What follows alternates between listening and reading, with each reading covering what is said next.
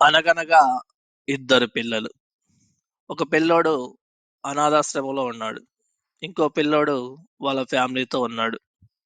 ఈ అనాథాశ్రమంలో ఉన్న పిల్లోడు ఎప్పుడు ఒక పక్కన కూర్చొని బాధపడుతూ ఉన్నాడు. ఏమైందిరా అంటే, నాకెవరూ లేరు. నన్ను చూసుకునే వాళ్ళు లేరు. నాకు అమ్మా నాన్న లేరు. నాకు బతకాలనిపించడం లేదు అని బాధపడుతూ ఉన్నాడు. ఇక రెండో వాడు ఫ్యామిలీ ఉంది. ఒక అక్క కూడా ఉంది. వాళ్ళ ఫ్యామిలీలో అందరికీ వాళ్ళ అక్క అంటే ఇష్టం. వీడంటే కూడా ఇష్టమే. కానీ వీడేం చేసినా వాళ్ళకు అంతగా నచ్చేది కాదు. ప్రతిదానికి ఏదో ఒక వంక చెప్పేవాడు. ఎందుకంటే మనోడే ఎక్కువగా పనులు చేసేవాడు కాబట్టి. అలా ఉన్న మనోడికి ఎప్పుడు డిప్రెషన్‌లో ఉండేవాడు. ఒక రూమ్‌లో కూర్చొని బాధపడుతూ ఉండేవాడు. నేనంటే ఎవరికీ ఇష్టం లేదు. నేనేం చేసినా ఎవరికీ నచ్చదు. నాకు చనిపోవాలనిపిస్తుంది అని బాధపడుతూ ఉండేవాడు. ఇలా ఇద్దరు బాధపడుతూ ఉన్నారు. అలా కొన్ని సంవత్సరాలు గడిచిపోయాయి. అనాథాశ్రమంలో ఉన్న పిల్లోడు సంతోషంగా ఉన్నాడు. ఏమైందిరా అంటే, ఈ అనాథాశ్రమంలో నాతో పాటు ఇంకా 20 మంది ఉన్నారు.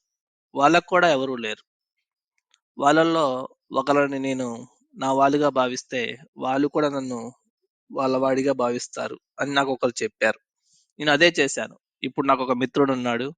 నేను సంతోషంగానే ఉన్నాను అని చెప్పాడు. ఇక రెండో వాడు బాధపడడం మానేసి, తనకు నచ్చింది, కరెక్ట్ అనిపించిన దాంట్లో సంతోషాన్ని వెతుక్కుంటూ హ్యాపీగా ఉండడం స్టార్ట్ చేశాడు. ఇలా కొన్ని సంవత్సరాలు గడిచిపోయాయి. ఇద్దరికి పెళ్ళైంది. హ్యాపీగా ఉండటం స్టార్ట్ చేశారు. బాధపడుతూ కూర్చుంటే దొరికేది బాధ మాత్రమే. వెతుకు సంతోషం ఇక్కడ కాకపోతే వేరొక చోట, ఎక్కడో ఒక చోట ఖచ్చితంగా దొరుకుతుంది. చివరిగా చెప్పొచ్చేది ఏంటంటే, మన జీవితంలో జరిగే మంచైనా చెడైనా దానికి ప్రధాన కారణం మనం మాత్రమే. మన చుట్టూ ఉండే అందరూ కూడా మనకి నచ్చరు. అలాగే వాళ్ళందరికి కూడా మనం నచ్చాలని కూడా లేదు. దేవుడిచ్చిన జీవితాన్ని మధ్యలోనే స్విచ్ ఆఫ్ చేయకుండా, నీకు నచ్చినట్లుగా ఒకరిని మోసం చేయకుండా బతకడమే జీవితం. Please like, share and subscribe.